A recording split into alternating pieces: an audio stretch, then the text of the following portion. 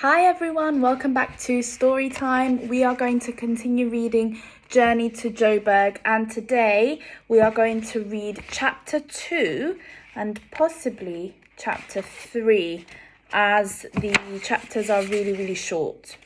Okay, so just a quick reminder of what we read yesterday. So Naledi and Tiro, they have left their house, their home. Naledi's best friend helped them. She gave them some water and some food, and they are now starting their journey. So chapter 2 is called The Road. The children walked quickly away from the village. The road was really just a track made by car tires.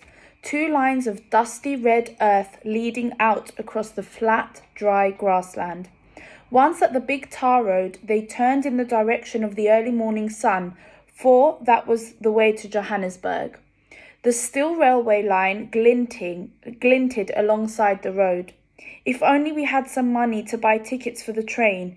We don't even have 1 cent, Tiro sighed. Never mind, we'll get there somehow. Naledi was still confident as they set off eastwards. The tar road burnt their feet. Let's walk at the side, Tiro suggested. The grass was dry and scratchy, but they were used to it. Now and again a car or a truck roared by, and then the road was quiet again, and they were alone. Naledi began to sing the words of her favourite tune, and Tiro was soon joining in. On they walked. Can't we stop to eat? Tiro was beginning to feel sharp stabs of hunger, but Naledi wanted to go on until they reached the top of the long, low hill ahead. Their legs slowed down as they began and the walk uphill, their bodies feeling heavy. At last they came to the top and flopped down to rest. Hungrily they ate their sweet potatoes and drank the water. The air was hot and still.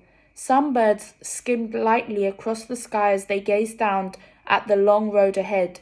It stretched into the distance between fenced-off fields and dry grass, up to another far-off hill. Come on, we must get on, Naledi insisted, pulling herself up quickly. She could tell that Tiro was already tired, but they couldn't afford to stop for long. The sun had already passed its midday position, and they didn't seem to have travelled very far. On they walked, steadily singing to break the silence. But in the middle of the afternoon, when the road led into a small town, they stopped singing and began to walk a little faster. They were afraid a policeman would stop them because they were strangers. Policemen were dangerous, even in their village, they knew that. The older children at school had made up a song. Beware that policeman, he'll want to see your pass. He'll say it's not in order, the day may be your last. Grown-ups were always talking about this pass. If you wanted to visit some place, the pass must allow it. If you wanted to change your job, the pass must allow it. It seemed everyone in school knew somebody who had been in trouble over the pass.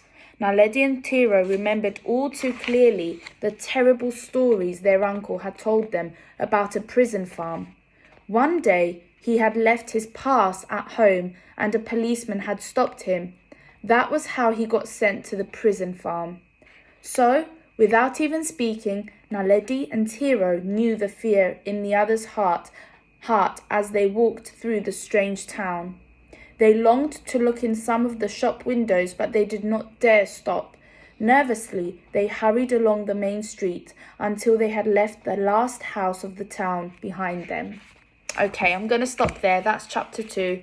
So, the pass, we spoke about it in class, didn't we? So there's a note at the bottom of the page. It says, every black South African over 16 years had to carry a passbook at all times.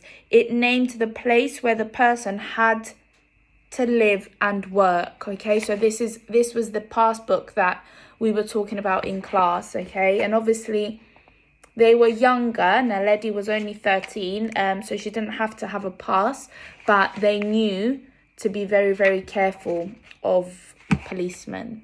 I hope you enjoyed chapter 2. And I hope that you join me tomorrow for chapter 3. Chapter 3 is called Oranges. So I wonder what chapter 3 is all about. Great. So I will see you again very soon. Bye.